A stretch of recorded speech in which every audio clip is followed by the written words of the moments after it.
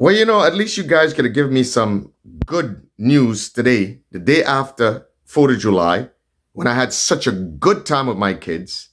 We had such a good time. And you guys are sending me all this crazy information and potentially dangerous and tragic situations that are unfolding in Grenada.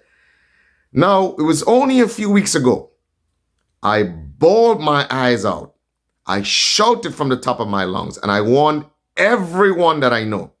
And I said, the situation that is taking place in Clozier is dangerous.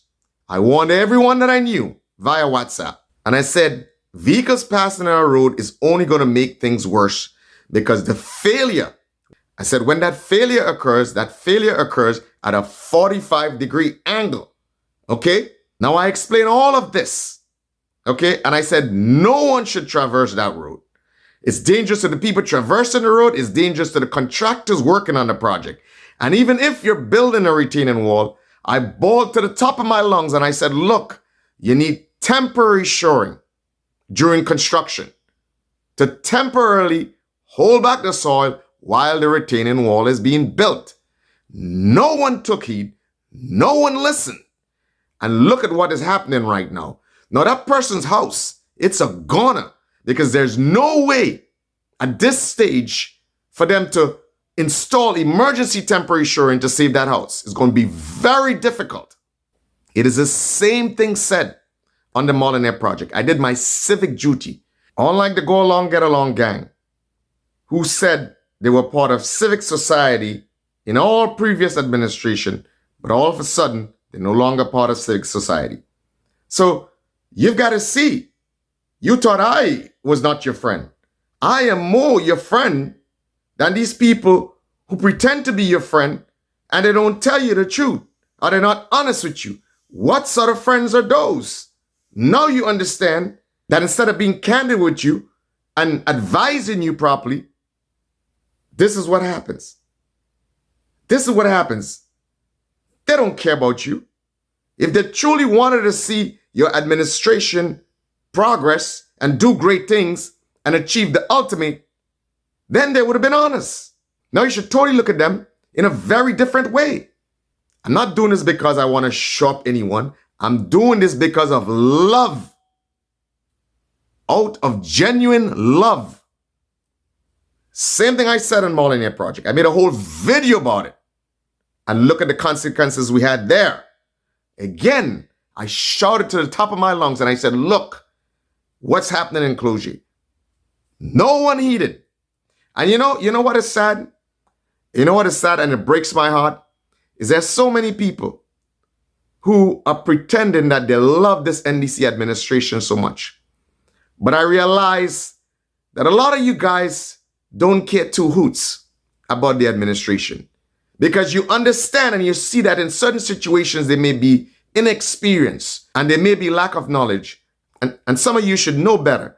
Some of you in Grenada who are architects, who are engineers, who have experience, and you would see certain things happening and you would not lend a hand in the interest of your fellow man and your countrymen. And that, my friends, is just sad to see the level of lack of civic duty to your country. And it comes down to, I realize that some of you guys are just motivated, okay? And you're just in it for the money. Some of you are just in it for the money. And I'm not talking about the administration itself. But I'm talking about people who are on the periphery of the administration, okay? That if you truly cared, and if you truly was part of this and in it for noble reasons, you would never like to see what's taking place. Remember, this is not about NDC. This is not about NDC. This is about Grenada. This is about tragic things that could happen and people could get hurt. So if some of you bask in seeing, failure, remember that failure is not about NDC, okay? That failure has far-reaching consequences, okay? So if some of you are salivating at the prospects that these guys may make little mistakes because of a little bit of inexperience and you want to punch on that, it's not just about them. This is about the country. It's about Grenada. This is about the possibility of people getting hurt. So that should be at the forefront of your minds. Now let me say it again.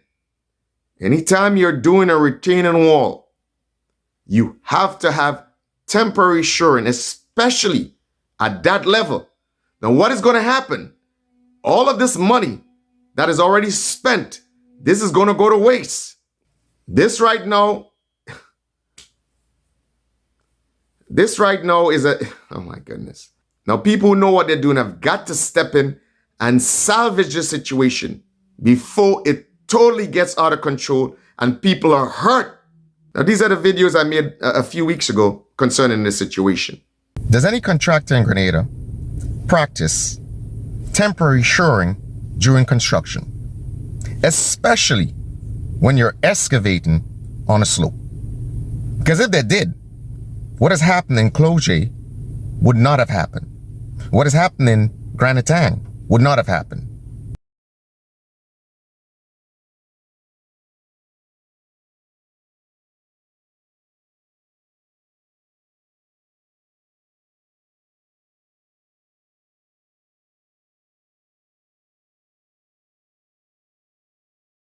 And that is why you were seeing me suggesting in the video that no vehicles pass in that road.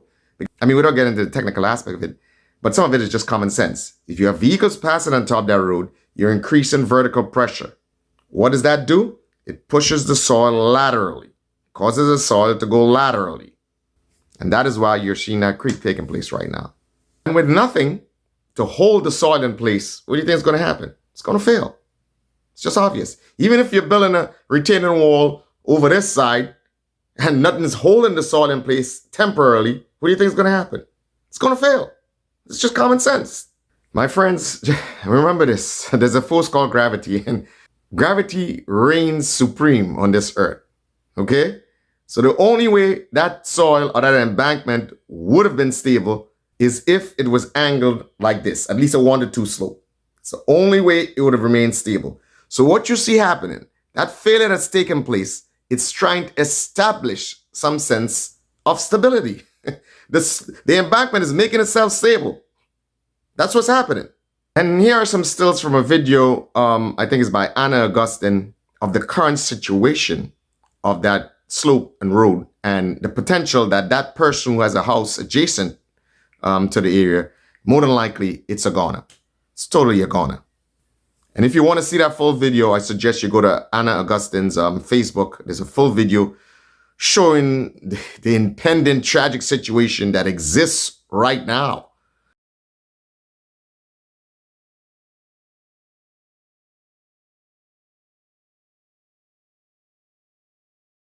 And it seems like the soil is laterally moving as we speak. So I'm telling you, this is going to get worse before it gets better.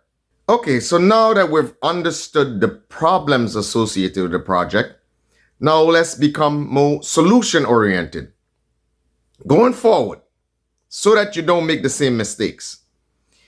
The resident engineer who represents the government's interest on the project has to ensure that in the future, if they're building a retaining wall on a slope, ensure that there is temporary shoring during construction. This is something the resident engineer is supposed to demand from the contractor during construction. Or alternatively, the embankment at the back of the retaining wall has to have at least a 1 to 2 slope so that it can rest on its own repose.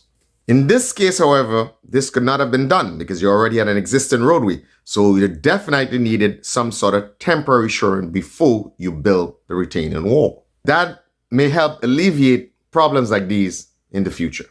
And of course, proper supervision during the installation of the temporary shoring and during the construction. Ich hoffe, wir haben noch viel bessere Geschichten für uns. I do hope that you have much better stories for me.